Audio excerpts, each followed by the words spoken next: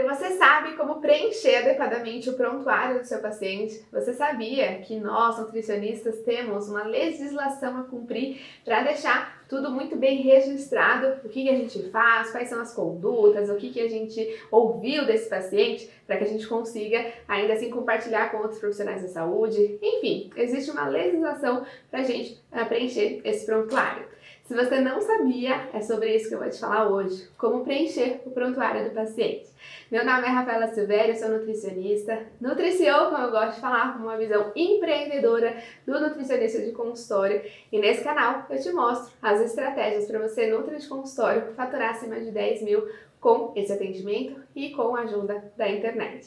Bom, e para o seu atendimento, vamos fazer da maneira certa, guardar as informações do nosso paciente para que a gente consiga crescer aí atendendo o consultório. Vou te mostrar como que a gente tem que preencher esse prontuário. Bom, Nutri, então basicamente a gente tem que cumprir essa resolução 594 de 2017, que informa sobre o registro das informações clínicas dos pacientes. Então, como que o nutricionista deve preencher esse caso, nos casos de assistência nutricional, seja em um prontuário físico ou um prontuário eletrônico. Então, coloquei aqui algumas informações mais pontuais para o Nutri de consultório realmente levar em consideração ali com o atendimento do paciente.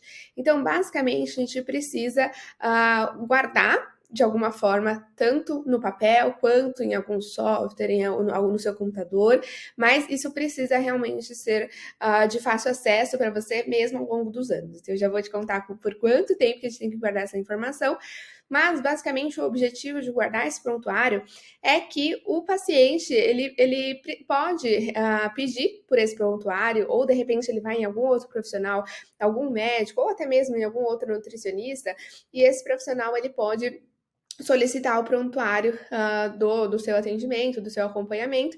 Então, o paciente ele precisa ter esses documentos, esses prontuários realmente disponíveis. Então, o que a resolução coloca é, de fato, sobre isso, que essas informações clínicas e administrativas são necessárias para a tomada de decisão do diagnóstico, da prescrição dietética e ao monitoramento da evolução nutricional.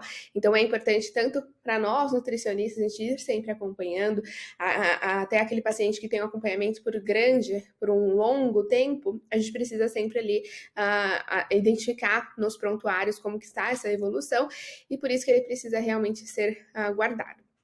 Então, o que deverá atender nesse prontuário?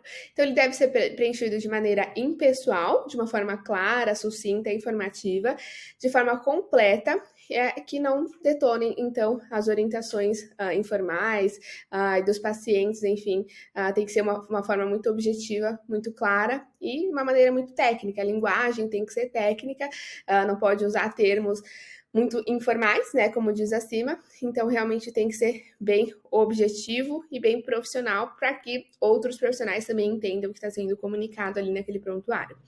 As informações, elas devem ser transcritas, então, entre aspas ou seguidas de siglas, também pode utilizar de uma maneira padronizada, lembrando que outros profissionais da saúde podem acessar esse prontuário.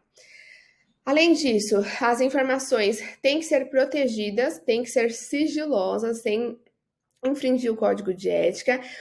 Esse armazenamento do prontuário é de responsabilidade desse serviço de saúde, de assistência ou do nutricionista, enfim, que tem esse atendimento individualizado. Tem que ser sigilosa, então, e guardada com bastante cuidado.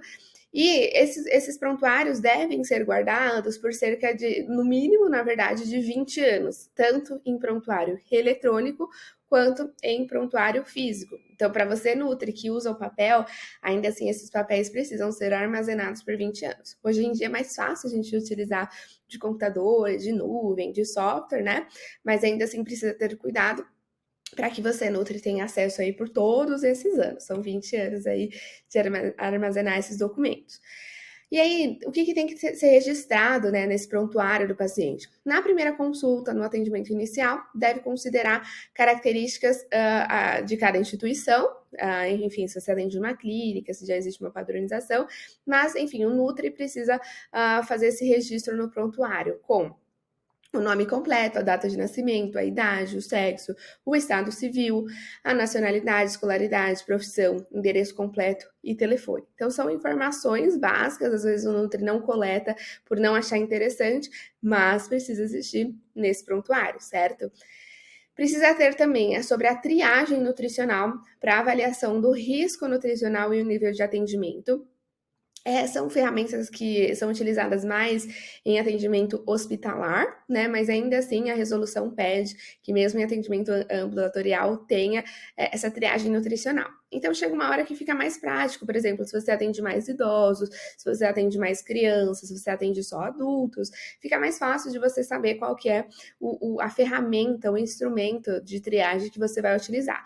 Então tem algumas especificadas aqui para adultos, outras mais para idosos com risco de desnutrição, enfim, então você pega a ferramenta que mais se adequa aí ao público que você está atendendo. Feito a triagem, a gente vai identificar também o nível de assistência nutricional. Então, a gente tem até o documento, o SICNUT, né, que coloca sobre os níveis de assistência. Então, se é nível primário, se é nível secundário, se é nível terciário.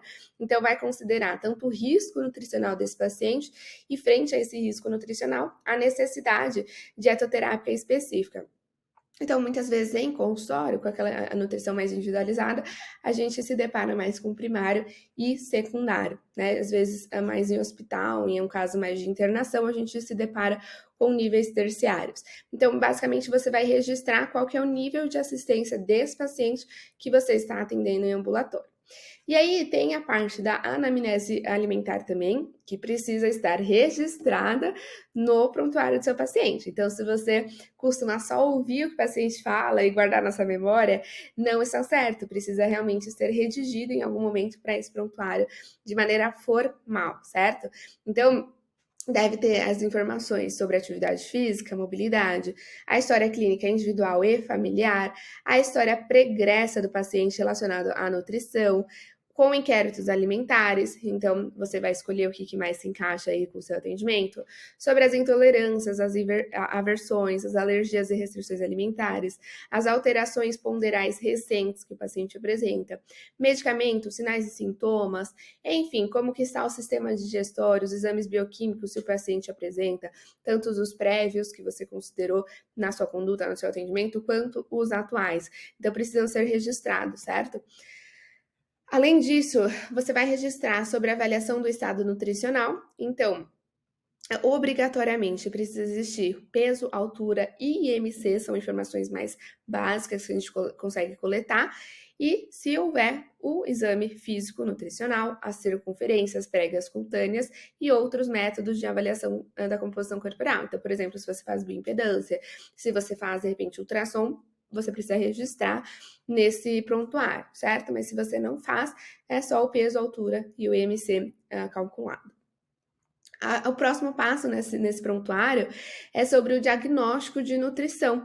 Então, o diagnóstico nutricional. Nesse caso, a gente pode até mesmo utilizar o documento SICNUT, né, que foi desenvolvido pela Asbram. Então, ele adotou uma padronização internacional de diagnóstico em nutrição para que a gente consiga considerar, então, por exemplo, a ingestão de proteína, se está excessiva, se está deficiente, ingestão de carboidrato, enfim, vários nutrientes, ingestão de água, ingestão de lipídios. Então, a gente consegue considerar cada ponto nesse documento do SICNUT para a gente fazer esse diagnóstico de nutrição. Então, vale a pena você ter por perto, conforme você for observando características aí dos pacientes, a ingestão de vitamina, alguma vitamina que você acha que a ingestão está insuficiente, aí vale a pena você anotar. Tem o código também para a gente considerar. Então, a gente vai sempre colocando lá no prontuário o que foi identificado para esse diagnóstico de nutrição, certo? E aí, então, a gente vai determinar as necessidades nutricionais específicas desse paciente. Então, com base em toda a avaliação do estado nutricional, quais são as necessidades nutricionais? Então, a questão calórica, quanto que é necessário para esse paciente, quais são as recomendações de nutrientes que esse paciente precisa. Então, as necessidades de fato. Aqui não é sobre a prescrição, que é o próximo passo, mas é sobre a determinação da necessidade, precisa ser registrado. Para que então a gente documente qual que é a prescrição dietética, que é um ponto obrigatório também. Nessa parte, a gente vai colocar qual que é a data, o horário, a característica dessa dieta, então o valor energético, a consistência, a composição. Então, é uma dieta hipercalórica, é uma dieta hiperproteica, é uma dieta hipocalórica. Isso precisa ser registrado e qual foi a data dessa conduta. Então, por exemplo, no acompanhamento nutricional, você começou com uma dieta hipocalórica, depois você evoluiu para uma hiperproteica, então você vai sempre registrando como que você está fazendo essa prescrição dietética ao longo do tempo. Então, qual foi a data e o horário também, certo? Então, você vai colocando essas informações que são pertinentes aí para sua conduta. Então, por exemplo, se você indica de forma quantitativa, vale a pena você incluir ali o volume, a gramatura, as doses, certo? Dessa prescrição.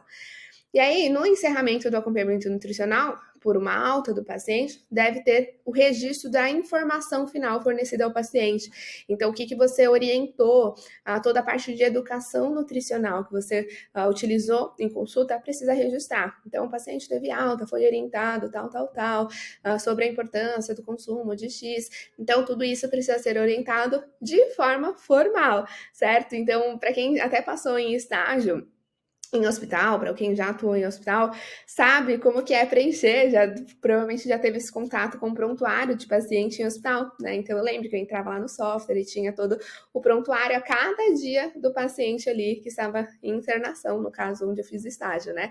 Então é basicamente isso. Então o paciente apresentou, então de uma maneira bem formal e singular. E aí, uma dica simples, né? Até alguns softwares já tem o espaço para a gente preencher o prontuário do paciente, e tem até alguns modelos já prontos que você pode utilizar. Mas basicamente fica de uma maneira prática assim, né? Então, a data e o horário desse atendimento, a identificação do paciente, então todas aquelas informações de nome, endereço, enfim, o que a gente precisa, a triagem nutricional, então qual foi o instrumento, o nível de assistência de nutrição, a anamnese nutricional alimentar, a avaliação do estado nutricional, a hipótese diagnóstica, a determinação das necessidades nutricionais e a prescrição dietética. E aí vale a pena aqui nessa prescrição colocar a parte de orientação e educação nutricional também. Então, basicamente, de uma maneira muito prática no seu dia a dia do seu atendimento, você precisa colocar essas informações e realmente deixar armazenada aí para esse paciente por 20 anos, certo? Não pode esquecer, se chegar lá em 15 anos você perdeu acesso ao software, não pode acontecer, precisa armazenar de alguma forma, tá bom? Então, por exemplo, esse é o software WebDiet, mas enfim, você pode preencher no arquivo do Word, deixar armazenado na pasta do paciente, com o nome certinho que você vai conseguir achar caso necessário. Então, é uma coisa que o Nutri precisa levar em consideração, porque isso precisa ser feito, certo? Em todas as consultas a gente vai preencher essas informações. Bom, então essas são as dicas, os fundamentos para você deixar registrado o prontuário do seu paciente. Se você gostou desse vídeo, deixa aqui o seu joinha, se inscreve no canal, porque toda semana tem vídeo novo para você, NutriCEO. Me conta aqui nos comentários se você sabia desses requisitos para o prontuário do seu paciente. Se você já faz dessa prática, eu vou adorar saber a sua opinião. Então é isso, um beijo e até o próximo vídeo.